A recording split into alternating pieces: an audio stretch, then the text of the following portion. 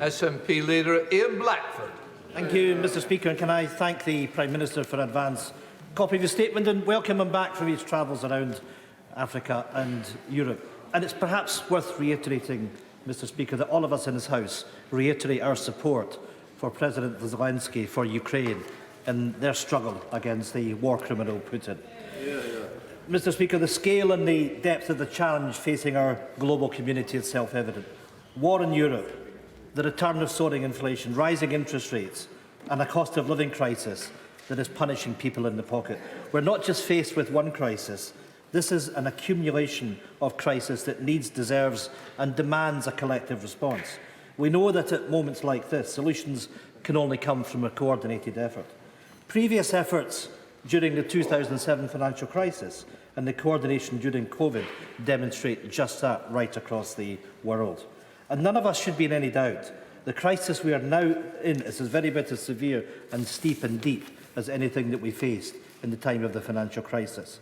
But, Mr Speaker, so far, and I regret to say this, that the collective effort, that sense of urgency, has been badly lacking, particularly from organisations like the G7. The response has been far too slow and far too small. Prime Minister, it is obvious that the G7 outcomes are nowhere near enough to combat the cost of living crisis that we now face.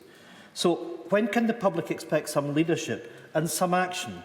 When will we see a coherent, coordinated and credible plan to increase energy supply, cap prices and drive investment to the global economy before recession becomes inevitable? Or is the plan really to delay until the winter, when things will only get worse? Leadership now in responding to supply shocks will allow us to fight inflation, or a failure to take appropriate action exposes all of us to longer-lasting inflationary risks.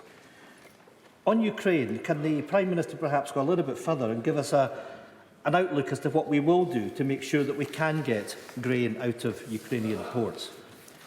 400 million people worldwide rely on Ukrainian food supplies. This is now not just about stopping war, it's about stopping famine too. And finally, I'm sure the Prime Minister will agree that of all these global efforts will only begin and will only work if there is trust between global leaders. Can the Prime Minister therefore explain that in this moment of many crises, how exactly breaking international law and threatening to start a trade war with our neighbours helps anyone? Minister.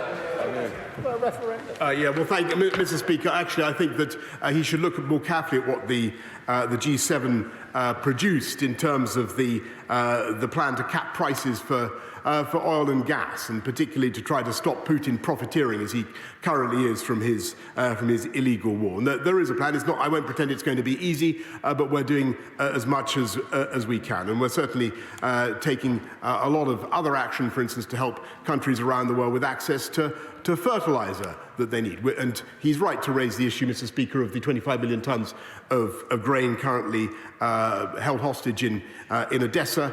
There is a plan to get that out. It's not easy, but if you look at the numbers, we are gradually getting more grain out of those Ukrainian silos back into Europe, back into Africa, and we will continue to do that. As for his final point, Mr Speaker, about the UK and a so-called breach of international law, I really repeat what I said to the right honourable gentleman opposite. What the countries around the world see is the UK offering consistent leadership in the matter of standing up for the rule of law and standing up against Putin's aggression. And that is, I promise you, that is what has been raised with me in the last 10 days.